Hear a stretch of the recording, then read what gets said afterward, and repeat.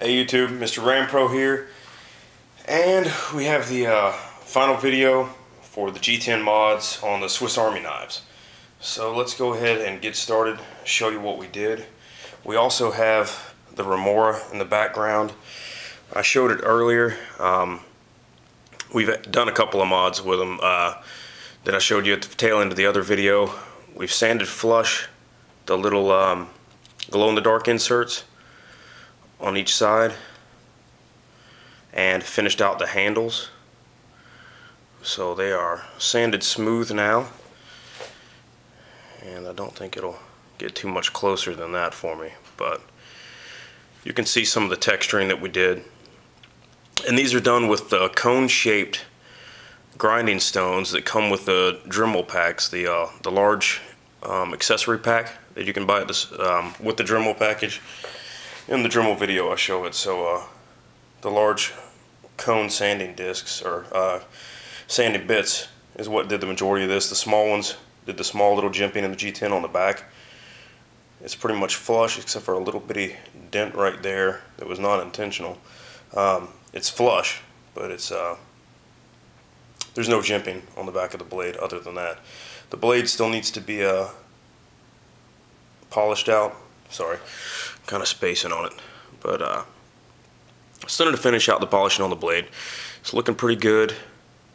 When I started sanding the blade and getting it all done, the BK11 or BK13 deal kind of disappeared, which sucks. So I hate that, but is what it is. And let's go ahead and show you the other knives. This was the Tinker and the pink G10. Little red lanyard, little skull bead there. A bunch of little skulls on one bead, if that makes sense. Texturing turned out pretty good. Overall, a pretty nice mod to do to your Swiss Army knife. Let's go ahead and show you.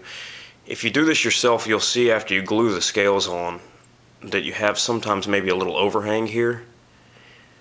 And with your Dremel tool, I was running back and being extremely careful, mind you, sanding it flush with the rest of the scales. You get as close as you can by hand before you actually do your final epoxy finish, but just in case it slides a little bit or something like that, you can go back at the tail end and sand it flush. And here's the blue. And we'll go ahead and just show you a little glow-in-the-dark inserts there. These are the blue ones.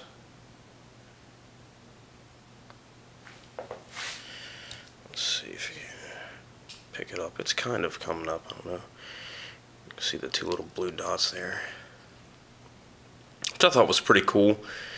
If you're using it and you happen to put it down somewhere, you know, you can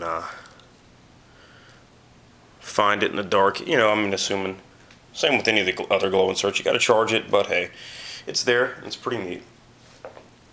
Now, on this side, I'll show you real quick. I did have a void where I had air bubbles. I mixed the epoxy too fast and put air bubbles in the epoxy when it cured, of course leaving a void in it. Now, you see those two little dark spots there? There's one on this side. There's one up there in the corner. I know this camera sucks, but you see the dark spots. They were actually filled and sanded flush with super glue. I will have to drill these back out later on, possibly. You know, it's when I get the stuff back out and do it again. But I just dropped a bit of super glue in there and then sanded it by hand just to finish it out. Now on the yellow, this is another Recruit. We did a little bit different of a texturing. And of course I do have matching lanyards on all these, matching the G10 as close as I can from what I had in stock, so to speak. But you know, the red on the pink. But God, a lot of tools on this freaking thing. Obviously, without this on the tan, it's not matching, but you still see the kind of the texture that we have there.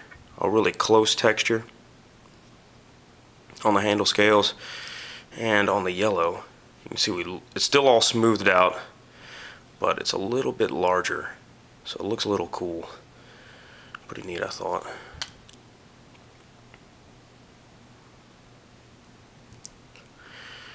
And yeah, I'm leaving the light on. I'm going to show you guys something with that in a minute. See a little glow dots there.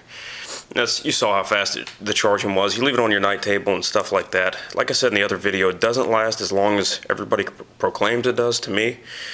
Maybe I'm mixing it wrong or something like that, but overall, it lasts pretty decent.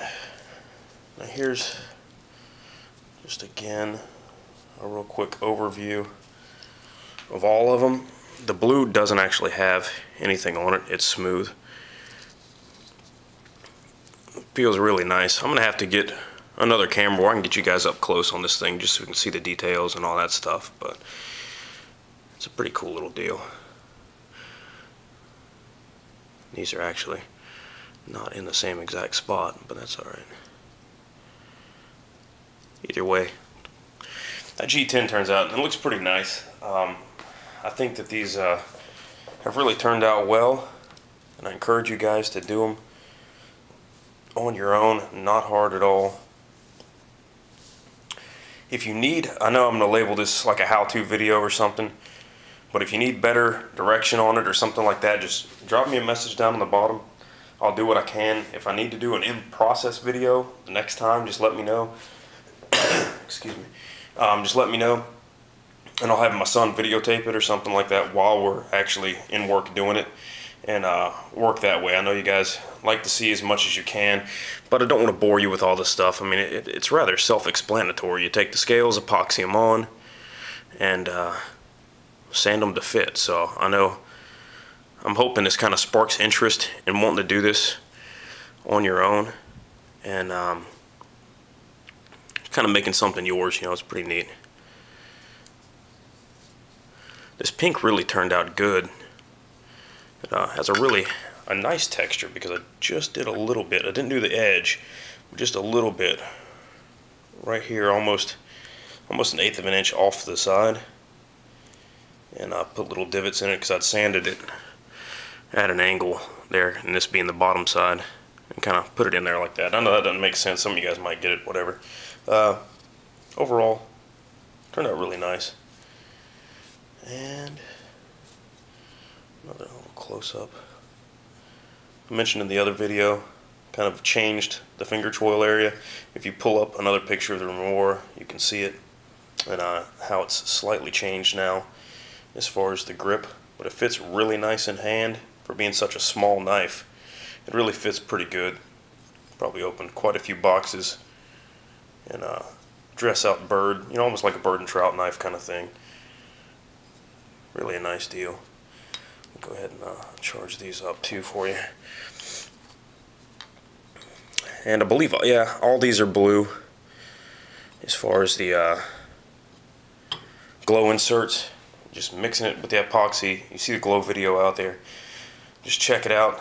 Really easy. Drill some holes, put it in there. I mean, you see some of these other guys with more intricate details, you know, past my knowledge base, that's for sure.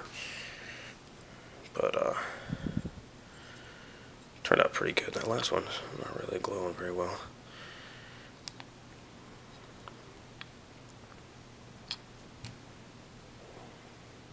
So yeah, that turned out pretty sick. That's pretty sweet overall. That blue and the red go together pretty good, I thought. And this will just give you a hint as to what's to come with another video. The light's not actually on, but I'll give you a hint. It has to do with the glow material. So you can see that green glowing back in my ring. Let's take the top off real quick and show it to you just to finish out the video.